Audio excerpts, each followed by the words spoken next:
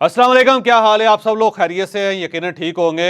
जनाब बाजवा साहब दोबारा ख़बरों में आ गए हैं और बार बार उनके ऊपर वीलॉग्स हो रहे हैं। बहुत सारी इंफॉर्मेशन और इतलात एक दूसरे के साथ शेयर की जा रही हैं। शहबाज गिल साहब का एक वीलॉग था जिसने तहलका मचाया हुआ है और उस पर कुछ उन्होंने इतराज़ात किए जनाब बाजवा साहब पे। और इसके साथ साथ शहजाद अकबर साहब ने लंदन के अंदर कुछ सहाफ़ियों के साथ बैठ के ये कहा था कि नवाज शरीफ साहब जो बड़े ज़बरदस्त इंसान हैं, पॉजिटिव हैं, लेकिन जो कुछ किया वो जनाब बाजवा साहब ने किया और अगर जनाब बाजवा साहब ये ना करते तो पाकिस्तान के साथ ये ना होता।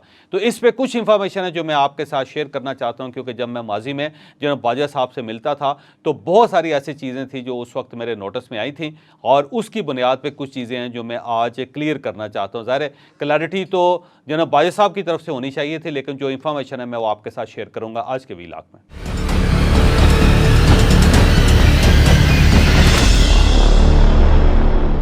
जनाब बाजवा साहब की रिटायरमेंट के बाद जब मेरी उनसे मुलाकातें होनी शुरू हुई तो उसमें बहुत सारी ऐसी चीज़ें थी, जो बहुत सारे ऐसे नुक्ते थे जो सामने आए थे और उस पर मैंने कॉलम में जिक्र भी किया था। एक जो इशू जिसका मैंने जिक्र किया हुआ है और वीलॉग भी किया है वो है शहजाद अकबर साहब की एक वीडियो का, कि इस तरह था कि शहजाद अकबर साहब शाराए दस्तूर पे किसी खातून के साथ एक गाड़ी के अंदर बैठे हुए थे और वहाँ पे जो पुलिस का सेफ सिटी के जो कैमरेज हैं वो लगे हुए थे और जिसका उन्हें पता नहीं था कि मेरे ऊपर कैमरा लगा हुआ है और उसमें बहुत सारी चीज़ें उनकी रिकॉर्ड हो गई।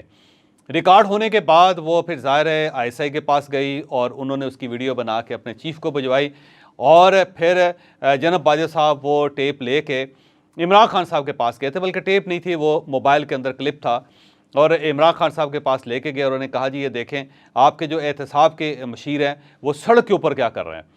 तो जब इमरान खान साहब ने देखा तो देखने के बाद उन्होंने कहा जनाब साहब छोड़ें, ये छोटी सी पर्सनल सी चीज़ें होती हैं, ये होता रहता है, इस किस्म की चीज़ों में नहीं पढ़ना चाहिए। आप ये देखें कि शहजाद अकबर कैसा ज़बरदस्त काम कर रहा है। तो उसमें जनाब बाजवा का ये कहना था कि वो काम डेफिनेटली ज़बरदस्त कर रहे होंगे, लेकिन उन्हें कहें कि अपने आप को कंट्रोल करें। अगर अपने आप को कंट्रोल नहीं करेंगे तो उससे फिर गवर्नमेंट की भी बदनामी होगी और वो तो ज़ाहिर बदनाम होंगे ही। तो आप इसके ऊपर नज़र रखें, यह आपके लिए बदनामी का बायस बनेगा। लेकिन इमरान खान साहब ने इस इशू को भी उसी तरह झटक दिया जिस तरह उन्होंने उस्मान बुज़दार के इशू को झटक दिया था।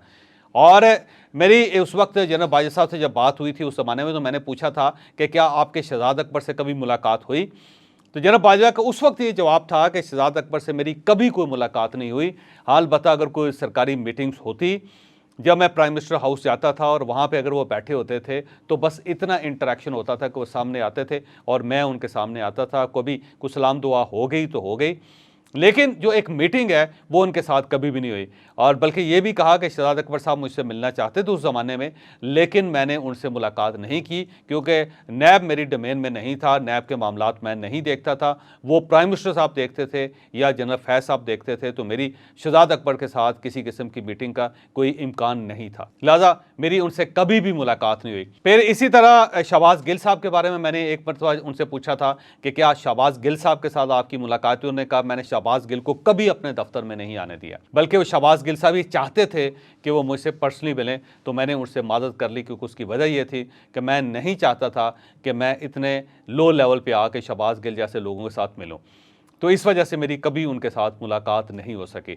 तो ये जो कुछ चीज़ें थी वो मैं आपके सामने रखना चाहता। तो अब वो कुछ चीज़ें हैं जो शहबाज गिल साहब अपने वीलॉग में बयान कर रहे हैं।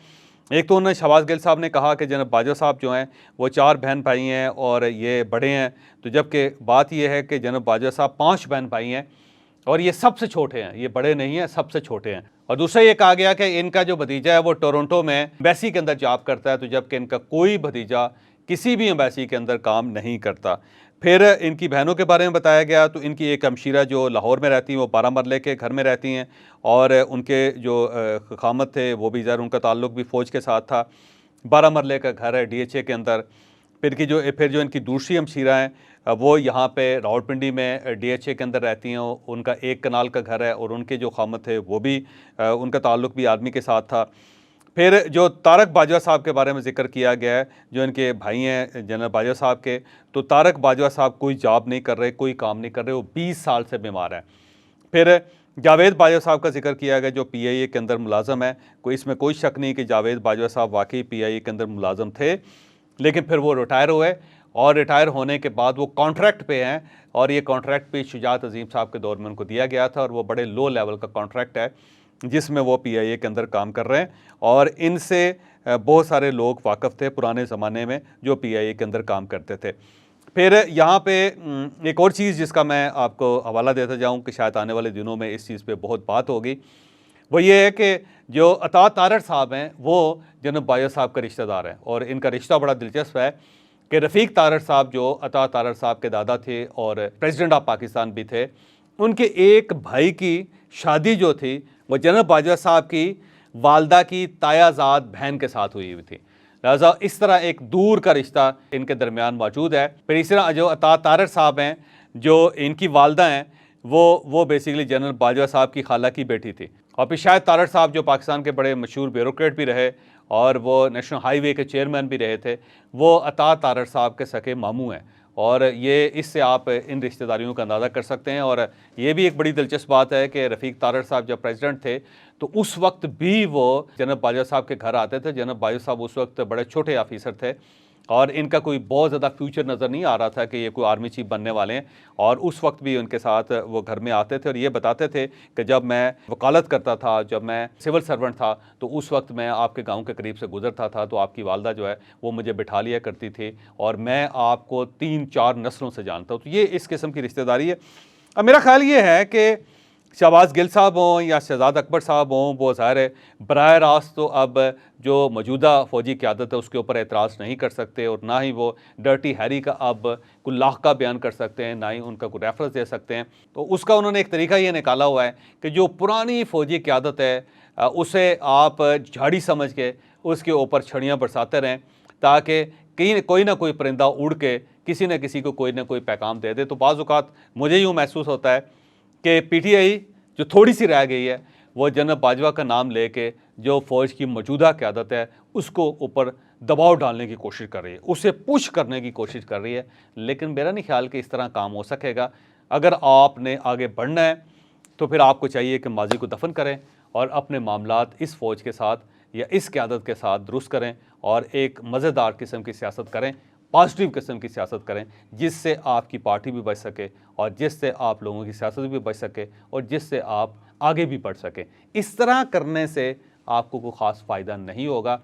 बस ये हो जाएगा कि आपकी ज़रा थोड़ी सी रेटिंग जो है यूट्यूब के ऊपर बेहतर हो जाएगी और वहाँ से कुछ आप डॉलर कमा लेंगे, लेकिन पॉलिटिक्स के अंदर वापसी का फिर दरवाज़ा आपके लिए हमेशा के लिए बंद हो जाएगा।